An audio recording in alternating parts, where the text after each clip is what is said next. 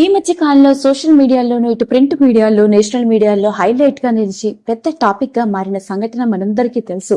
పవన్ కళ్యాణ్ గారి చిన్న కొడుకు mark Shankar Pavanovich fire accident కి గురై చేతికి కాళ్ళకి గాయాలు అయినవైనం. ఇదిలా ఉంటే ఈ వార్త ఎంత పెద్ద సెన్సేషన్ ని క్రియేట్ చేయడం మాత్రమే కాదు, ముఖ్యంగా చెప్పుకోవాలి అంటే అందరినీ కాస్తంత ఆందోళనకి గురి చేసిన సంఘటన. పవన్ కళ్యాణ్ గారి అభిమానులు, శ్రేయోభిలాషులు, సన్నిహితులు, ఇటు సినీ మరియు రాజకీయవేత్తలతో ముడిపడి ఉన్న ఎందరో పవన్ కళ్యాణ్ గారి కొడుకు క్షేమంగా ఉండాలని, త్వరగా తేరుకుంటారని పవన్ కళ్యాణ్ గారికి, ఆయన కుటుంబ సభ్యులకి ధైర్యం చెప్పిన వాళ్లే. మరి ఇదిలా ఉంటే అంతటికంటే ముఖ్యంగా చెప్పుకోవాలి అంటే పవన్ కళ్యాణ్ గారి భార్య అన్నా లెజినోవా ఆ సంఘటన తర్వాత ఆవిడ చేసిన పని, వెలుగులోకి వచ్చిన విషయాలు ప్రతి ఒక్కరిని ఆవిడ గురించి గొప్పగా మాట్లాడడం మాత్రమే కాదు, చేతులెత్తి మొక్కేలా చేశాయి.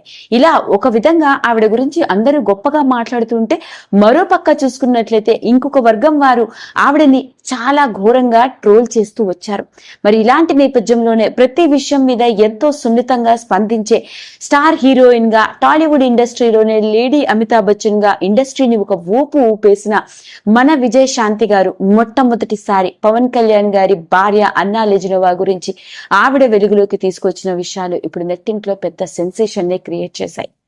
ఇక ఆ వివరాల్లోకి గనక వెళ్ళినట్లయితే అన్నా లెజినోవా తన కొడుకు క్షేమంగా బయటపడటంతో ఆవిడ వెంకటేశ్వర స్వామికి మొక్కు తీర్చుకుంది. అది కూడా తలనీలాలిస్తానని మొక్కుకుంది.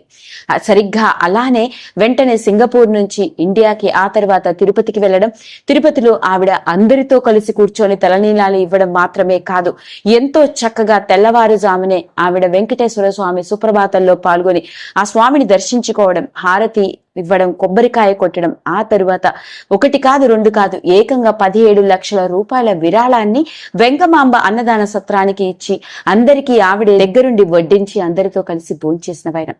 అలా ఆవిడ మొక్కు తీర్చుకున్న విధానం, ఆవిడ మెలిగిన పద్ధతి ప్రతి ఒక్కరిని అన్నా లెజినోవా గొప్పతనం గురించి, ఔన్నత్యాన్ని గురించి మాట్లాడుకుంటూ చేతులెత్తి మొక్కేలా చేశారు. ఇదిలా ఉంటే ఇలాంటి నేపథ్యంలోనే ఇంకొంతమంది అయితే అన్నా లెజినోవా తలనీలాలు ఇవ్వడాన్ని చాలా దారుణంగా ట్రోల్ చేస్తూ, క్రిస్టియన్ మహిళ అయి ఉండి ఎందుకలా చేసింది అంటూ నెగిటివ్ గా ఆవిడని ఘోరంగా ట్రోల్ చేస్తూ వచ్చారు. ఇలాంటి నేపథ్యంలోనే విజయశాంతి గారు తన సోషల్ మీడియాని వేదికగా చేసుకుని ఆవిడపై వచ్చిన నెగిటివ్ ట్రోలింగ్ కి స్పందిస్తూ చాలా ఘాటుగా, సూటిగా ఆవిడ సమాధానం కూడా చెప్పింది.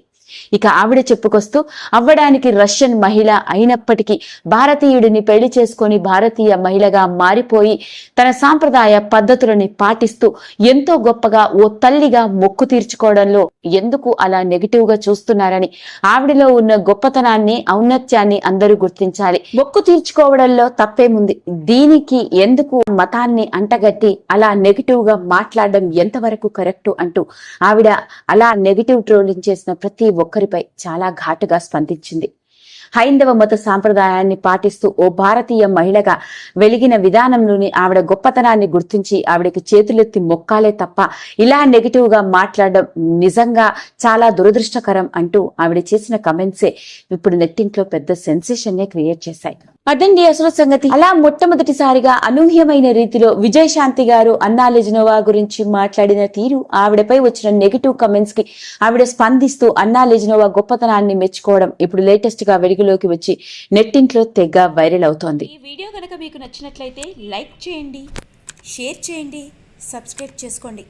మరిన్ని వీడియోస్ కోసం పక్కనే ఉన్న బెల్ ఐకాన్ని నొక్కడం మాత్రం మర్చిపోకండి.